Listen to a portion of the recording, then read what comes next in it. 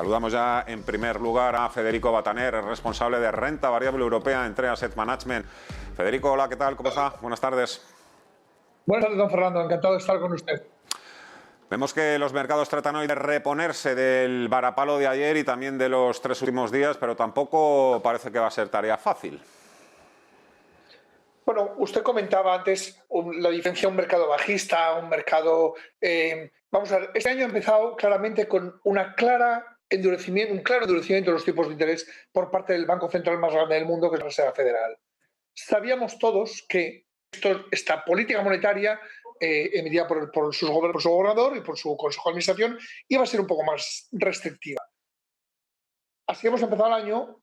Después hemos tenido más eventos en el año, como ha sido la invasión rusa en la parte ucraniana y los efectos de esta invasión, lo que ha provocado especialmente en las fronteras de este confín, que ha sido Europa, que se ha visto mucho más afectada que el resto del mundo. Por tanto, estamos en un año que es complicado, pero es un año que, bueno, pues surgen muchas dudas y, mire, con toda la volatilidad que hay en el mercado y que usted también ha dicho, hablaba del índice VIX por encima del 30%, del nivel de 30 a 33, hay que tener muy claro qué se ve el mercado y a qué compañías y qué es dónde se quiere invertir. El mercado tiene una volatilidad, desde mi punto de vista, extrema y eso es producto de que el inversor está muy nervioso. Y al inversor lo que hay que decirle, o al inversor lo que tiene que notar con el tiempo es que todos estos hechos se normalizan, se ven dentro de un conjunto macroeconómico y se analizan las principales estructuras y de los resultados de las compañías. Y esto es muy importante. Estamos ahora mismo en un periodo de mostrar los resultados de estas compañías, especialmente compañías americanas, europeas, que están dando sus resultados con respecto al primer trimestre del 2022 y nosotros estamos viendo, pues, de momento, fortaleza. Entonces, bueno, un año difícil.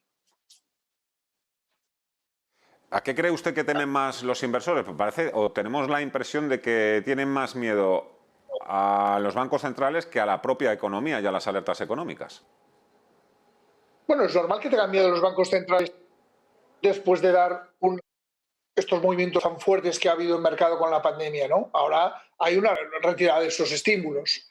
Pero en realidad el inversor lo que teme es, bueno, mire, los movimientos de las bolsas comparado con los movimientos en renta fija, en los bonos ha sido salvaje.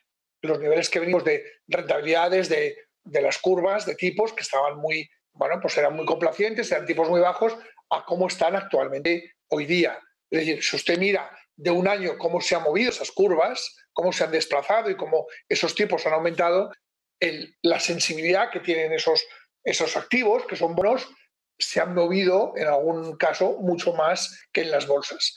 Y esto ha provocado muchísimas dudas a los inversores. Una de ellas ha sido el rebrote de la inflación, muy importante. Muy importante porque los precios hacen que las valoraciones de muchas compañías corrijan y que nuestra capacidad adquisitiva sea distinta a la que teníamos hace un año. Por tanto, ese efecto riqueza muchas veces se diluye con este efecto de inflación. Los tipos han subido como consecuencia de esto que estamos hablando, de una subida también de inflación. Los spreads de crédito se han ampliado, se exigen más a las compañías que tienen una deuda mayor con respecto a los bonos de gobierno. Y, obviamente, se produce lo que falla un poco el palo de hockey. La bajada de valoración de las compañías produce una alteración, una subida de los spreads de crédito de financiación de las compañías. Por tanto, estar en compañías endeudadas no es buena idea este año. Estar en compañías que arrastran una deuda elevada y que no son capaces de producir un free cash flow, que no son capaces de... Bueno, pues hay un problema muy concreto y aquí los inversores, pues obviamente lo ven. Pero los inversores creen además que en esta situación se va a producir una recesión muy en el corto, ¿no? Por cómo indican estas curvas de lo que está pasando. Para mí todavía es muy aventurado hablar de la palabra recesión. Tiene líneas y trazos muy gruesos como para afirmarlo. Después le iba a preguntar precisamente qué requisitos le exigen ustedes a las empresas para incorporarlas a su cartera, ya me ha dado una de las claves, que tengan bajo nivel de apalancamiento, o al menos lo tengan controlado, el nivel de deuda. Vamos a hablar de recesión porque, claro, ya sabe, claro, ahora estamos en una fase de mucho debate, mucho acaloramiento, si nos dirigimos hacia una recesión, incluso si estamos ya en esta inflación. Hay inversores también que opinan y grandes gestoras. Llevan ya semanas advirtiendo, avisando de que nos dirigimos a un mercado bajista y, sin embargo, también tenemos otras corrientes de opinión. Esta misma mañana yo, escuchando un poco la radio, oía también a muchos analistas que decían que no, que lo que estamos es al comienzo de la capitulación.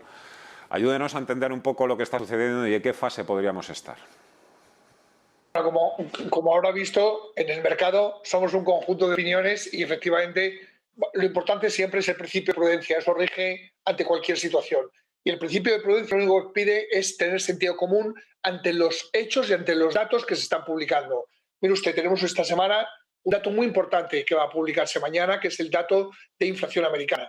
¿De acuerdo? Entonces, con respecto a eso, una vez que salga ese dato, obviamente nos afianzará más en nuestras tesis sobre cómo estamos dirigiendo las inversiones, los equipos gestores de este mercado, ¿no? Nosotros no estamos trabajando bajo un escenario de esta inflación. Un escenario de esta inflación es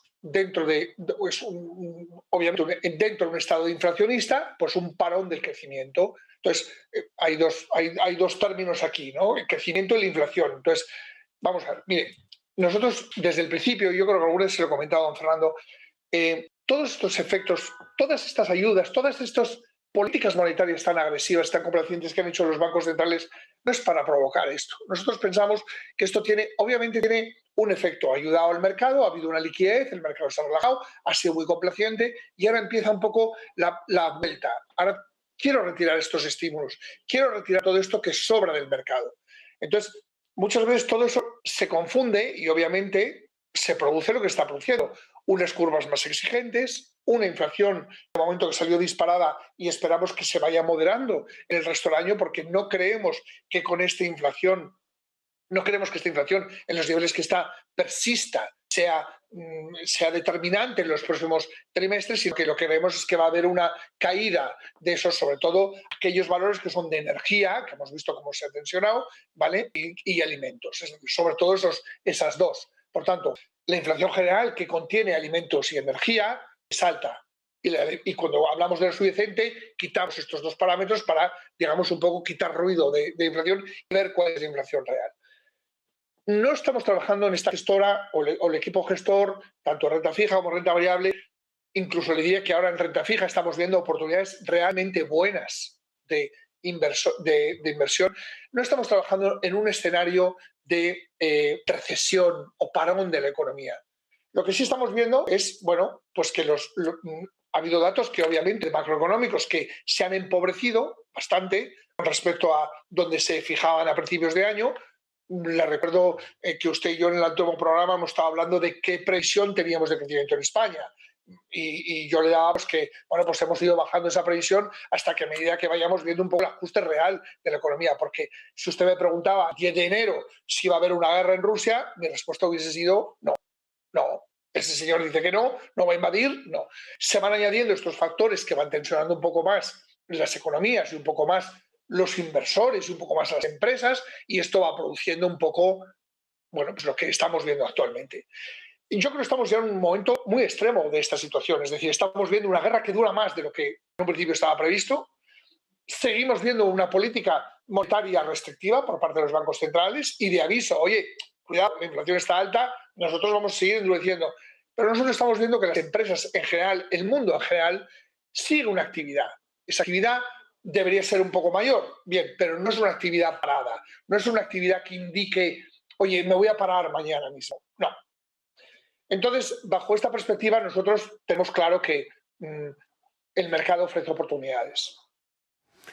Descartado por completo un mercado bajista, entiendo. Por el momento. Imagínese que mañana sale un dato, imagínese que mañana sale un dato de inflación muy elevado. Bueno, pues tendríamos que replantearnos algunas cosas. No lo ha contestado.